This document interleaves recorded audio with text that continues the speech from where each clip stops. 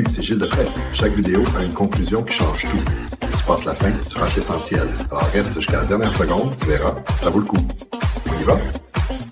Bonjour, bienvenue à Gilles de Presse. Aujourd'hui, Cuba 2026, le quotidien impossible d'un peuple résilient. Cuba 2026, l'île du rhum, des plages, des vieilles voitures et maintenant des files d'attente plus longues que les discours de Fidel Castro. Le pays manque de tout, d'essence, d'électricité, de nourriture, mais pas de slogan.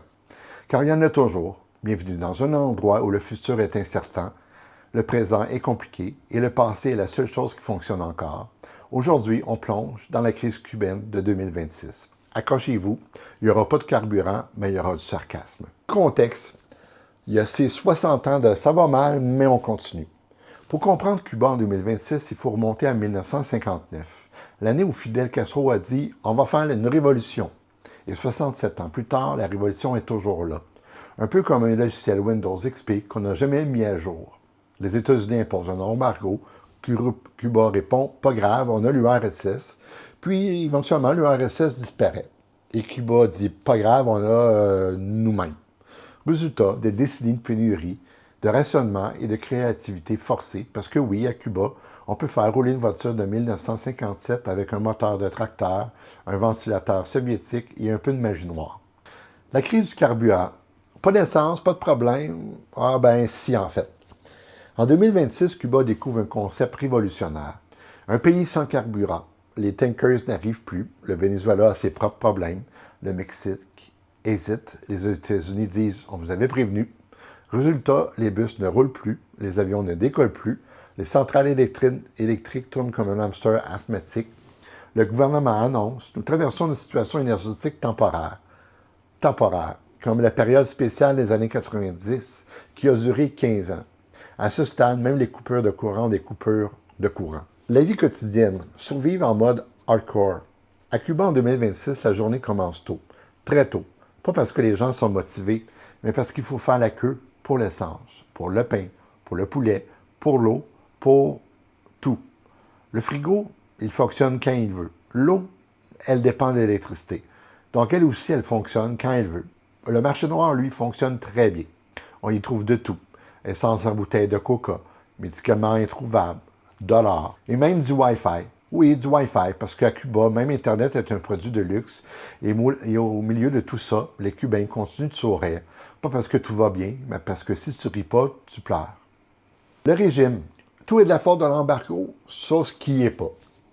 Le gouvernement cubain a une stratégie simple. Quand quelque chose ça va mal, c'est la faute de l'embargo.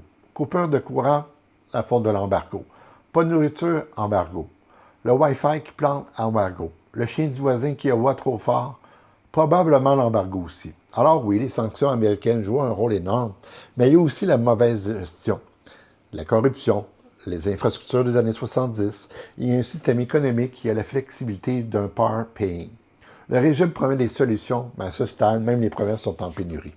Les États-Unis, on vous aime, mais de loin. Les États-Unis disent vouloir aider le peuple cubain, mais sans enlever l'embargo. C'est un peu comme dire, je veux que tu n'aies plus faim, mais je garde ton frigo fermé. Les sanctions sur le pétrole sont redoutablement efficaces. Pas besoin de blocus naval, juste un coup de fil. Si tu aides Cuba, tu auras des problèmes. Et bizarrement, tout le monde comprend très vite. L'avenir, ça va aller ou pas? Alors que va-t-il se passer? Scénario 1, le statu quo. On continue comme ça jusqu'à ce que même les moustiques quittent le pays. Scénario 2, un accord avec les États-Unis. Peu probable, mais on peut rêver. Scénario 3, une crise politique majeure avec un régime qui dit « tout va bien » pendant que les pays brûlent. Scénario 4, l'exode. Déjà en cours, à ce rythme, il va rester plus de Cubains à Miami qu'à la Havane. En conclusion, Cuba, c'est un pays magnifique, un peuple incroyable, une histoire fascinante. Et en 2026, c'est aussi un endroit où la survie est devenue un sport national. On peut débattre des idéologies, des sanctions, des responsabilités, mais au final, ce sont toujours les mêmes qui trinquent, les gens ordinaires, ceux qui veulent juste vivre, manger, travailler et avoir de la lumière plus de 4 heures par jour. Cuba n'est pas condamnée, mais elle est fatiguée, très fatiguée. Et si un jour elle se relève, ce ne sera pas grâce aux slogans, ni aux sanctions, ni aux discours. Ce sera grâce aux Cubains eux-mêmes, ceux qui, malgré tout, continuent d'avancer, même sans carburant. C'était Gilles de Presse. Merci.